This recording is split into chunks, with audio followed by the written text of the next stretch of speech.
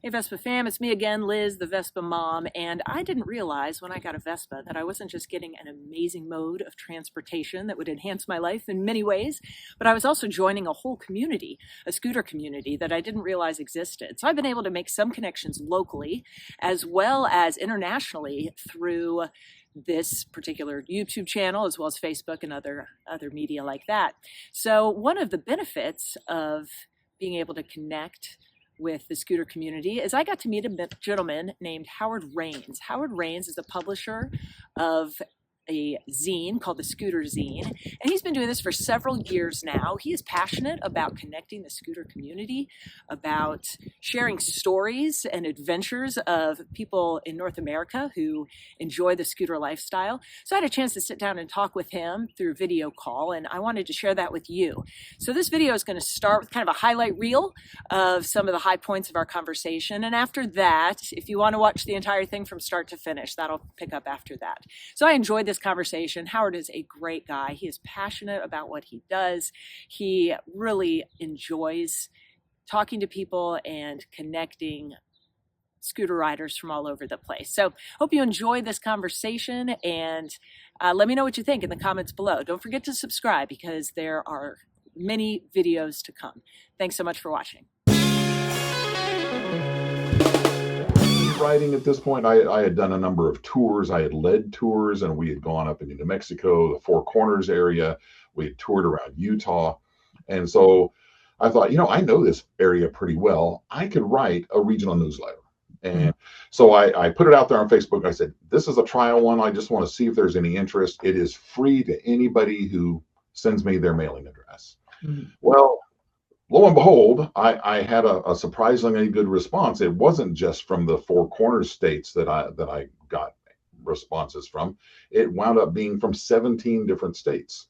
And so by the second official one, I had thought to myself, I don't have to write every article myself. Right. By the second one, I had 4 people contact me and say, are you interested in having guest writers? I think it was the 5th issue that I had an artist reach out to me and say, hey, how'd you like to have some cover art for your magazine? Because before that, it was just what you saw there. I just had text started on page 1 and went all the way to the end because I'm not an artist. So, so next thing you know, I have somebody saying, I'll do some art for you. Then I've managed to keep a variety of artists and photographers because I'll do a photograph on the front as well. So, just the word zine to me implies more of kind of a grassroots, kind of crowd-sourced publication that's very niche. And so, I think you guys fit that bill really well. Try to keep it very conversational. People are like, I'm not a good writer. I'm like, if you read some of the articles, you'll see that these aren't professional writers. I want their voice to come through. Yes, I'll edit things sometimes for length, sometimes for clarity, but I try to make sure that writer's voice is there so that it all sounds like you were talking to them, over a cup of coffee. Yeah. I am not looking for the epic, that I don't want to be the magazine that only has epic stories, because other people who have a good story, they're like, my story isn't nearly as good as that one is. So I want the magazine to be representative of the scooter community at large. The analogy I used is scooter is to motorcycle what go-kart is to car. Okay. So most folks, I don't know about young people now, but whenever I was growing up, everybody rode a go-kart at some point or another. And you're only going 20, 25 miles an hour, but you feel like you're going 100, right? You're so close to the ground. And you get this thrill, and the wheels are really small, and so you make the slightest twitch in the steering wheel and you're just moving all over the road. And but it's more that sensation of speed. Well, when you're on 10-inch wheels or 12-inch wheels on a scooter, you kind of get a lot of the same sensations as you do with that go-kart. So, and because and I've seen people coming that from motorcycles, friends of mine that ride motorcycles, they'll try one and they get that. They're like, wow, that is so different, and it's, so I think that's probably it. But I tell people that my scooter was, other than the wedding ring I purchased for my wife, it's the second best purchase I've ever made. Nice. Not because of my personal experience on it, but because of the people that I've met as a result. Yeah. Scooters are not cool, right? The community at large is going to, they're not cool. So when we get together, we all know that we're not cool. So there's no need for there to be this competition. My bike is cooler, my clothes are cooler, my pipes are louder, I have more chrome than you do. None of that posturing that tends to be present in a lot of motorcycle meetups, right? I really appreciate you doing this. I think this will be really fun. And hopefully you get some more interest in the Scooter Zine. And I'm looking forward to just kind of learning more about you. And then you have a lot more experience with the scooter community than I do. And I think that was a whole subculture that I didn't know existed until I got a Vespa and started looking into it. So I think that's great. So we can go ahead and get started. So how did the Scooter Zine get started? What was the spark that made you say, I have to do this? So a little bit of background. So I had been riding scooters since 2008, right? So, and I got introduced to Scoot Quarterly, the magazine, but it disappeared in 2013. But it was the only American scooter magazine. There's always been quite a few from the UK. But that was our one that was quintessentially American, but it went away. All right, so there's that. So coming into 2019, well, so going back a little bit further, I had some experience. I'm a nurse, but I had experience with some desktop publishing, doing like newsletters for some of the places where I had worked, and so just real basic. This was in the 80s and 90s, and so real basic desktop, cheesy desktop publishing stuff. Right. But nevertheless, I had that experience. Well, so my time of writing out here since between 2008 and then 2019, when the magazine started, I had gone up to High Rollers a few times, and I had met a number of people from the region, and talked with them, got to know them, familiarized myself with their clubs, joined their clubs on Facebook to see what they were doing. I had made some friends in California, and we had actually met a couple of times. One time we met in Yuma, and we did a weekend in Yuma, but it was California riders and Arizona riders. I knew a lot of people from up in Phoenix. We had done a number of scooter rallies here in Tucson, and had attracted people from around the region because there aren't a lot of rallies out here. And so I had met people that way. So I decided, and there wasn't a spark. It was more of a small smolder, right?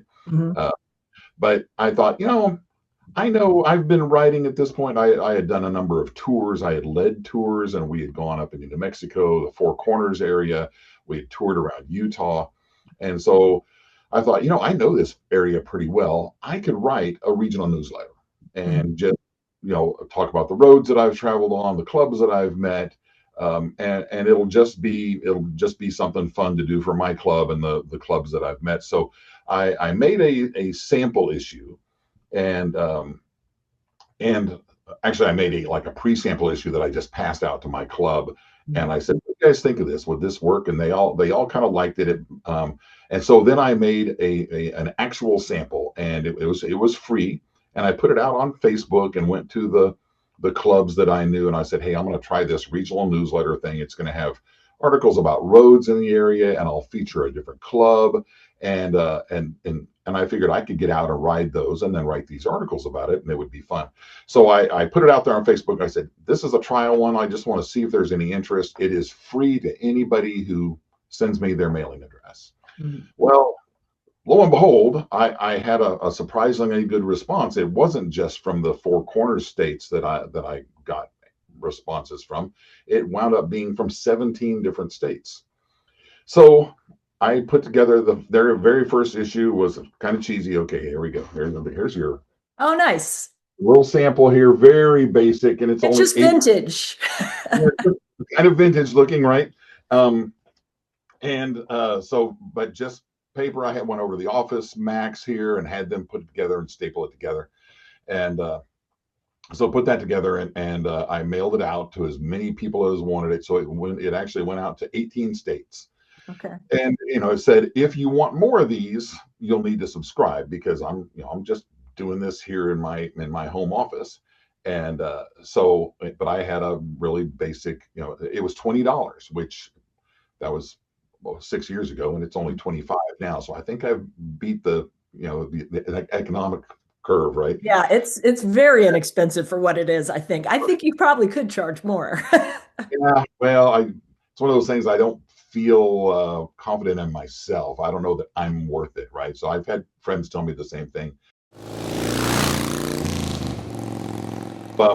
So I put that out and got this big response from my little regional newsletter. And so by the second official one, I had thought to myself, I don't have to write every article myself. Right. By the second one, I had 4 people contact me and say, I are you interested in having guest writers? I would be interested in writing something about where I'm at. So I'm like, I don't need to do it all myself. Right. There are people out there willing to help. And I thought, well, this will be great. So I decided I'm just going to go ahead and expand and cover the United States. And I'm in all these Facebook groups. I'll just start reaching out anytime I see somebody that has an interesting story. I'll see if they'll write something for the magazine. And then I already had people just volunteering out of nowhere. Mm-hmm. And so I decided to just go ahead and make it a national magazine. And of course, now I could say I'm the only scooter magazine in the country. Yep. Then it only took a couple more issues before I had somebody from Canada reach out and say that they wanted to participate. So now I'm a North American magazine. International, in fact. So I did decide that I'm not going to make it an international magazine. I have no desire to do that. Mostly because I can't compete with the UK magazines. Yeah. Those people who've seen it, it's still very basic. It's half of an 8.5 by 11 sheet of paper. It's black and white on the inside, and we have moved up to having a color cover, and that's just because I've had enough support from the community that I can afford to do that. Yeah. But I did decide to make it North American. But it did take until year 5, my 5th birthday issue, before I actually got any articles from Mexico. I don't mind having articles from outside the United States. I just want I want either it to be an American writing about what it's like to be an American writing in a foreign country. So I've had articles from Asia and the UK, but it's from an American perspective. And I don't mind if international people write when they come to the United States and tell me what it's like as somebody from the UK or wherever to be here and ride at an American event. So I did have an Australian who was at Amera Vespa in Flagstaff, and he had come here and wrote a couple of articles for me. So that was a lot of fun too. So great. But I still want it to be quintessentially North American. Yeah, I would like to get more articles from Mexico. I'm trying to reach out to some Mexican scooter clubs, but and anybody who's ridden in Mexico who would like to write about it, please send me an email. I'd be glad to have it. But that's kind of how it started, and it evolved really quickly. I was really struggling to keep up. I think it was the 5th issue that I had an artist reach out to me and say, "Hey, how'd you like to have some cover art for your magazine?" Because before that, it was just what you saw there. I just had text started on page 1 and went all the way to the end because I'm not an artist. So, so next thing you know, I have somebody saying, "I'll do some art for you." So, so then I've managed to keep a variety of artists and photographers, because I'll do a photograph on the front as well if I need it. Right. I can't. This is the shoestring operation. Gotcha. So I'm it. I'm the magazine, right? I do everything except write the articles. And so while I have had an advertiser or 2 over the years, I don't charge much because I'm not this big national colored magazine. So so the magazine pays for itself, which is good, because whether I have 10 subscribers or 10,000, the magazine pays for itself, but just barely. so there's enough left over to buy a new printer when I need one, or Mhm. on a computer monitor. But that's about it. So, but that does mean that I can keep going, because lots of print magazines are gone, as all of us know. Right. A lot of that is because advertisers, their magazines completely depended on advertising dollars to get that magazine out to you. When you get a 80-page color glossy magazine, it costs 10 times more for them to make that and get it to you as your subscription fee, Right. because it's Yeah. all advertising dollars, which means if advertising dries up, the magazine has to go away, because they can't keep going. And that's what happened to Scoot. The advertisers, just, there was no longer money in print, so they stopped paying, and then Scoot couldn't continue to publish. Yeah, well, I do think so. Just the word zine to me Right. implies more of kind of a Yeah. grassroots, kind of Yeah. crowd-sourced Right. publication that's very niche. And so, And that is I mean, I think you guys fit that bill really well. And I do think it's a beautiful looking piece. Like the art on the cover really is very nice. And I think you've done a great job with it. try to keep it very conversational. People are like, I'm not a good writer. I'm like, if you read some of the articles, you'll see that I don't. These aren't professional writers. I want their voice to come through. Yes, I'll edit things sometimes for length, sometimes for clarity, but I try to make sure that writer's voice is there, so it all sounds like you were talking to them, over a cup of coffee. Yeah, I think what's most important, that's extra valuable right now because AI is doing so much to enhance people's writing and all kinds of things. So I think we instinctively know what is human and what is not. And so when it is like not super polished writing, it definitely seems more human. And that's Mhm. part of what I like about that, and I like about the kind of scooter community in general, is there's a humanness to it, a realness to it that I think is becoming more and more rare. How did you get started with riding? Well, as a kid, I grew up on a farm in New Mexico, and I had a Honda SL70 that I tootled around the farm on and went out to go, um, check on the cows, or check on the Mhm. crops, whatever. And really enjoyed that, but it was for farm use only, and we didn't live there. I spent my summers there. Gotcha. My father was in the Air Force, Okay. and but we moved around a bit. But I would spend a lot of my summers at my mom's dad's house there in New Mexico. So I was kind of my first taste, other than bicycles, but that was my Mhm. first taste of motorized two-wheel transport. Years go by.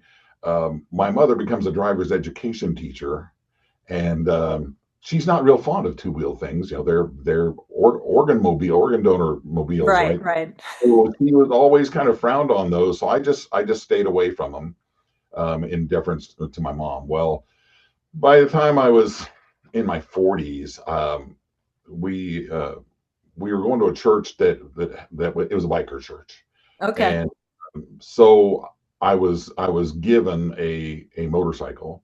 Um, for I don't even remember what the first one was, but we couldn't get it running. Mhm. So the one I was given was a '76 Goldwing. Okay. And so that was my first real motorcycle. So I learned how to ride on a Goldwing. Okay. Took my rider's test on a Honda Goldwing. I didn't Wow. know that the people borrow smaller bikes to take the rider's test. I just went down there, took it, passed it the first time. It wasn't Works for pretty, you. but it worked for me. And that's why we were living in Missouri. I was in the Army, so we moved around a little bit. Mhm. But then we came to Arizona one day. My son said, "Dad, I think I want to buy a scooter, because it'll be cheap for me to get to and from work." So I took him over to Scoot Over, our local scooter shop that sold mostly genuine products. And so went over there. They put him on the bike for a test ride, and Shelby, the owner, said, "Mr. Raines, would you like to test ride one?" I'm like, "Okay, why not?"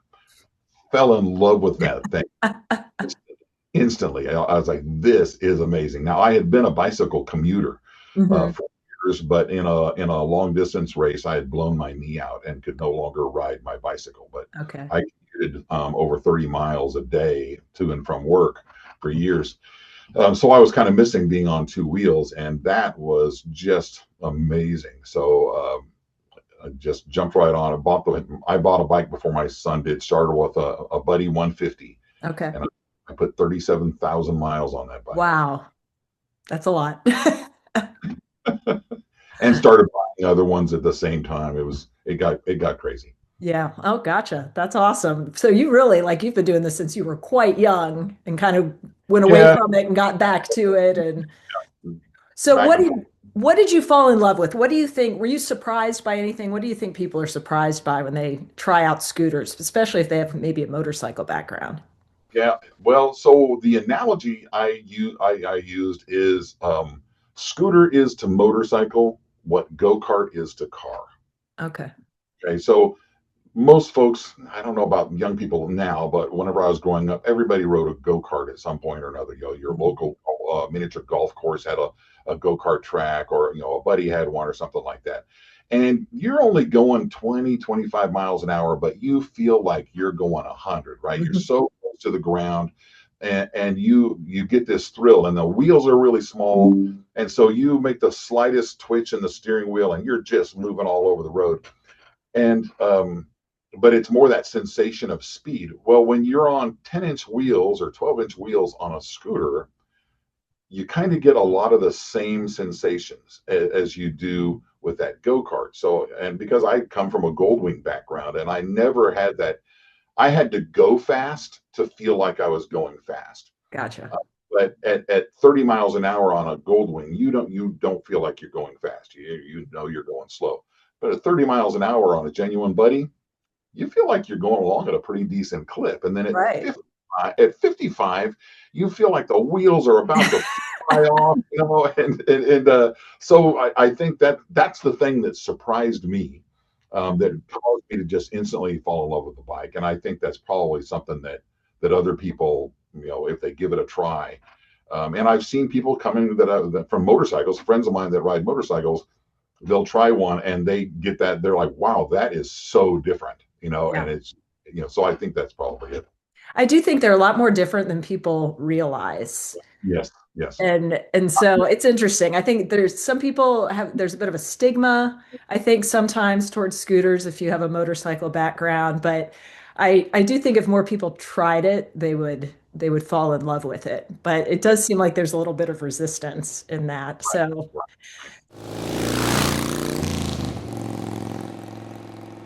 So you talked a little bit about kind of how you decide what stories and features you put. Can you talk a little bit more about that? So you have some people approach you about writing articles. Are there other ways that you get content? Well, the vast majority is me reaching out to people. Okay. So I can't just sit back and wait. And now sometimes I'll get a flurry of articles when a particularly good one or one from somebody noteworthy in the community. Other people will go, I've done things like that. Could I write something? Mm-hmm. And I also have a lot of people who volunteer to write something and never do. Yeah.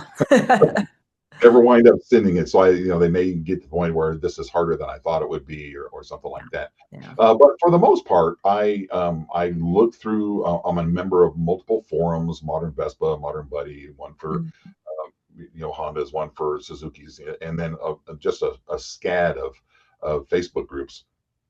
And I'll find somebody that puts up an interesting picture. I am not looking for the epic, that I don't want to be the magazine that only has epic stories, because other people who have a good story, they're like, my story isn't nearly as good as that one is. So I want the magazine to be representative of the scooter community at large. I don't want to look for celebrities. I want just everyday people, because I think that we all have extraordinary experiences that are extraordinary to us. And if it's extraordinary to you, if it really struck you, that's the story I want. And I want to try to get your emotions and then convey that to the reader, because I think that if you love it and you tell people how much you love it, they'll be able to sense that through the article, right? Which is why I want to keep their voice and not edit it down to the lowest common denominator, to my common denominator. Right. So I'm looking for just everyday readers. I'll see one time I found somebody that she posted pictures from her wedding, Mhm. and she and the groom were on a scooter, and so I reached out to her and I said, loved your pictures. Could I get your scooter story? And so I have a questionnaire. You filled out Mhm. one too, Right, right. for YouTube folks, but so I sent out a questionnaire about their scooter story. But I said I want to make sure you include the part about the wedding, so now a lot of time that's how I find it. I just look for something interesting, something passionate, Mhm. um, scenery that on a road. I did one issue that was just completely devoted to commuters. Not something that we think of as being exciting or epic, Yeah. something that a lot of us do. Mhm. Um, and so I wanted there to be an issue that represented, commuters, and, has anything interesting or frightening or, thrilling happened to you while you were commuting? And I got some really good stories from commuters, some who use the bike to go to their place of work, and others who use the bike as their place of work. Oh, And God. Yeah. yeah, so it was fun. So I have just a really good time. And that's part of what makes the magazine fun for me, because Mhm. it gets me reaching out to people that otherwise I would not talk to at all. Not because I dislike them, but I wouldn't have a reason to. But now I've got this reason to say, hey, my name's Howard, and I publish this magazine, and I find you interesting, and I would like to get you in the magazine. Yeah, I think what I'm really thankful for, Facebook, and there's two different local scooter clubs near me. I'm closer to Cincinnati, but I'm not too far from Dayton. So there's one in each. They Right. partner up for a lot of things. But generally speaking, like a guy at my church just got a Vespa, and I'm so excited because I don't know anybody else like personally Right. who rides a scooter, but this has been an opportunity to kind of connect with people all over the place.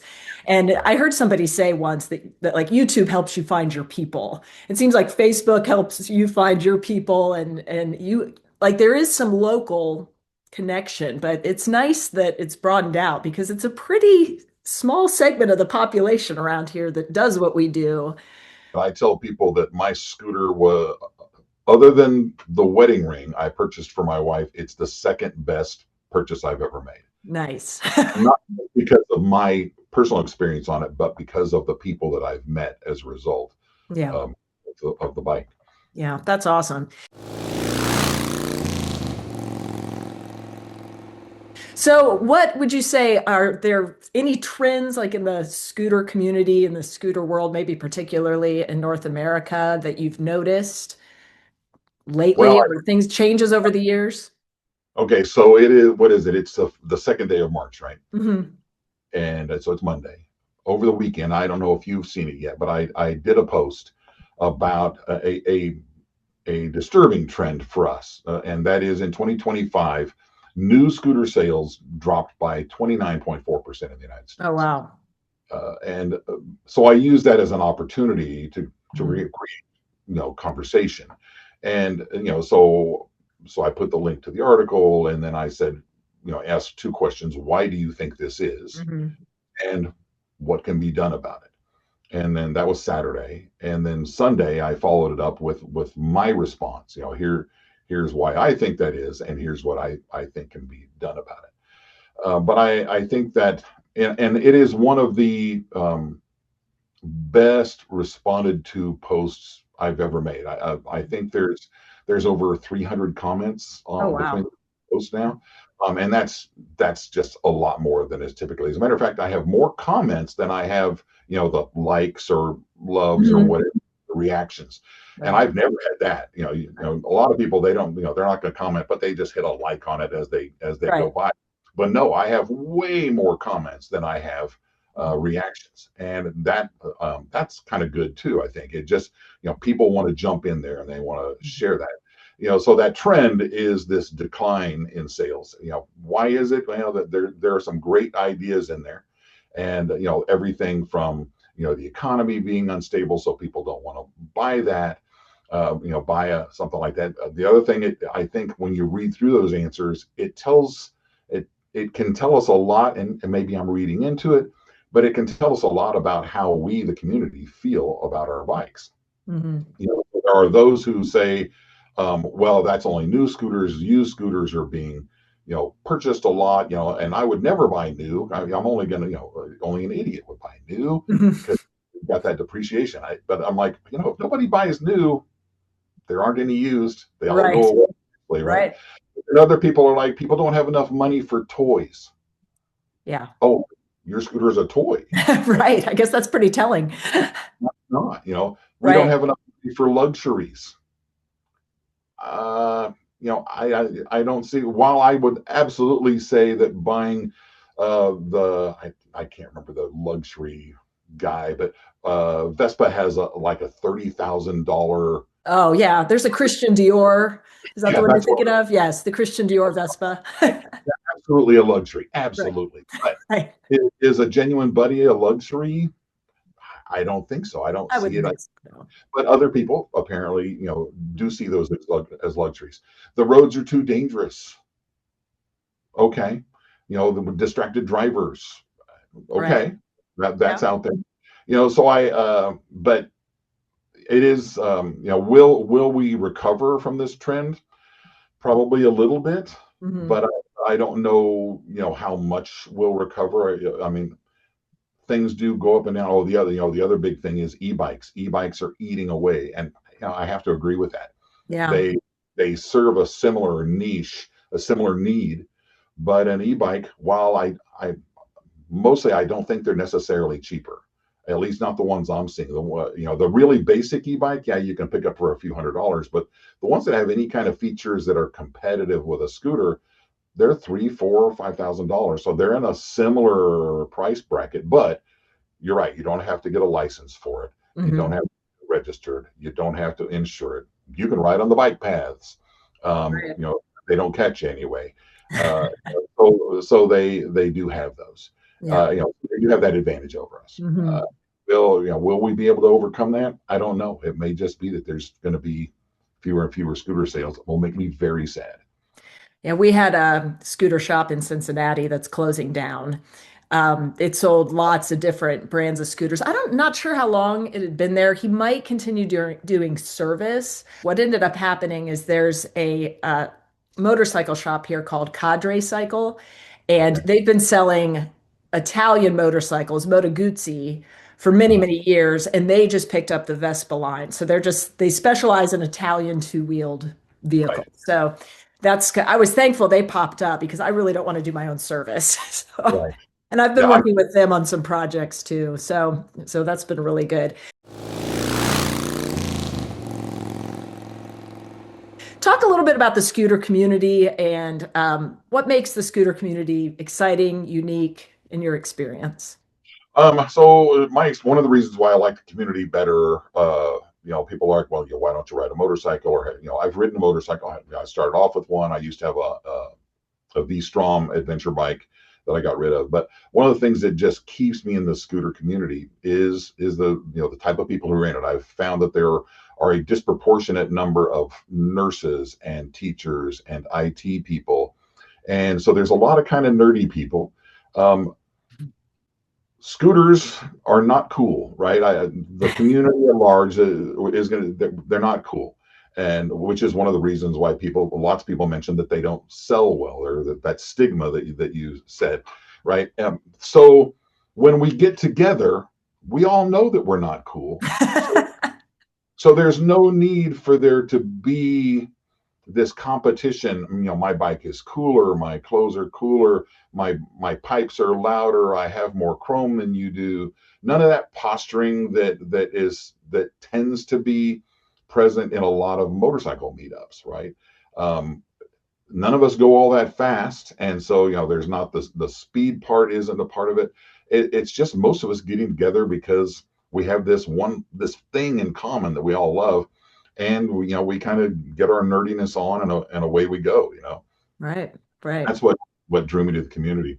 Oh, that's interesting. That is not the answer I expected. It's because they're Well, not cool and we all know it. that's right. You can quote me on that. I absolutely will.